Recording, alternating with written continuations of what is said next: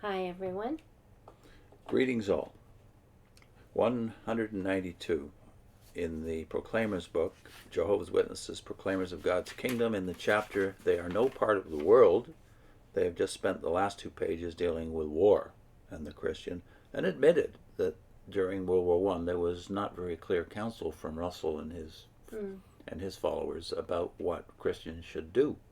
So there was a very mixed response in terms of the Russellites. Some of them went into the army but decided not to shoot guns, etc., and others would take non-combatant service. So there was a time when people went by their conscience and they praised them. They praised them. But then later, it's, no room for conscience. You all do the same thing, what we say. So in this subsection on page 192, it's the political expression of God's kingdom, question mark. What is that going to be about? A peace treaty, including the Covenant of the League of Nations, was signed in Versailles, France on June 28, 1919. Even before that peace treaty was signed, the Federal Council of the Churches of Christ in America went on record as proclaiming that the League would be the, quote, political expression of the kingdom of God on earth, unquote. And the U.S. Senate received an avalanche of mail from religious groups urging it to ratify the Covenant of the League of Nations. Jehovah's Witnesses did not jump on the bandwagon. Even before the peace treaty was confirmed in October, J.F. Rutherford gave a discourse at Cedar Point, Ohio, on September 7th, 1919, in which he showed that not the League of Nations, but the kingdom set up by God himself is the only hope for distressed humanity. While acknowledging that a human alliance to improve conditions could accomplish much good, those Bible students were not turning their backs on God's own kingdom in exchange for a political expedient set up by politicians and blessed by the clergy. Instead, they undertook the work of giving a global witness concerning the kingdom that God had placed in the hands of Jesus Christ. In the Watchtower of July 1st, 1920, it was explained that this was the work that Jesus had foretold at Matthew 24:14. Once again, following World War II, Christians were faced with a similar issue. This time it involved the United Nations, successor to the League. While World War II was still underway in 1942, Jehovah's Witnesses had already discerned from the Bible, Revelation 17 verse 8, that the World Peace Organization would rise again. Also that it would fail to bring lasting peace. This was explained by N.H. Knorr, then president of the Watchtower Society, in the Convention Discourse, Peace Can It Last? Boldly, Jehovah's Witnesses proclaimed that view of the developing world situation. On the other hand, Catholic, Protestant, and Jewish leaders actually shared in the deliberations in San Francisco in 1945, during which the UN Charter was drafted.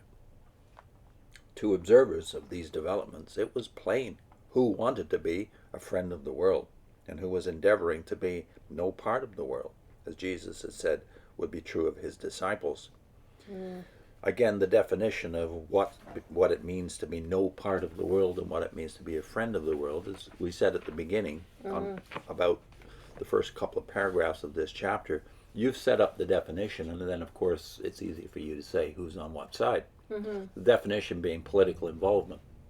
But what you've failed to acknowledge is, in this very oft-used quote or reference to the Federal Council of the Churches of Christ in America, they've been using that single example from that time without, of course, telling me when I first heard about this it looked like very bad for the churches, except that when I actually read what Christians were saying at that time, I realized, well, you've misrepresented the churches as a whole, even in America, because most of the conservatives, that is, evangelicals of that day, did not do what you say the churches did, what the clergy blessed.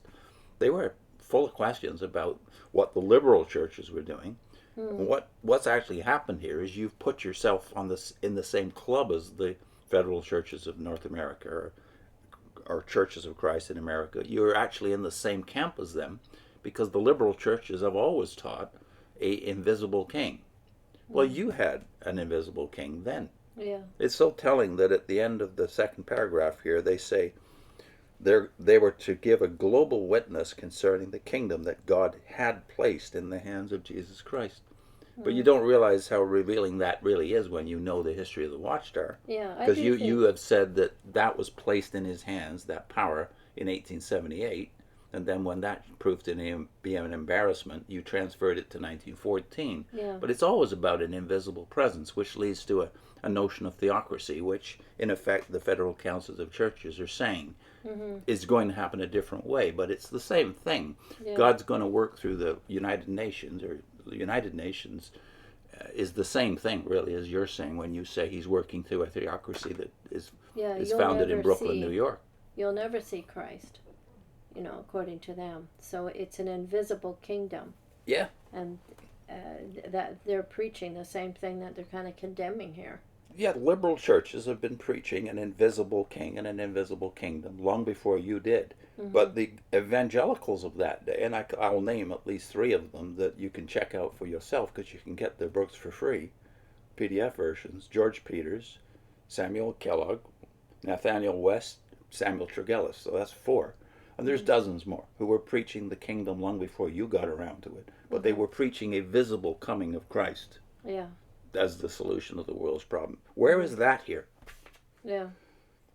So I think there's a lot of deception in the second paragraph at the end when they say instead they undertook the work of giving a global witness concerning the kingdom that God had placed in the hands of Jesus Christ. Well, that sounds really good, and you've set it up to make it sound like the churches are the bad guys and we're the good guys. We do preaching.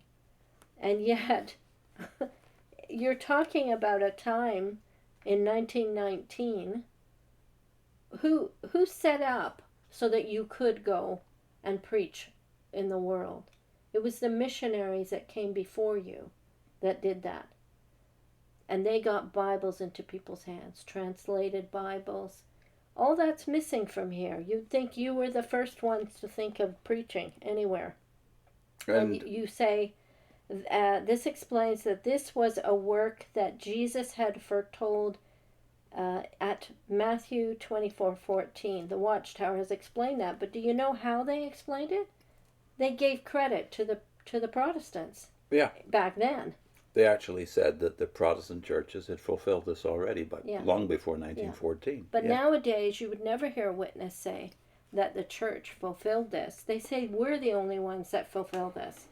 The truth is that Russell and Rutherford were telling the truth, that the church had generally fulfilled this. They'd taken the gospel to every nation and translated it into all the major languages of the world long before 1914. Yeah.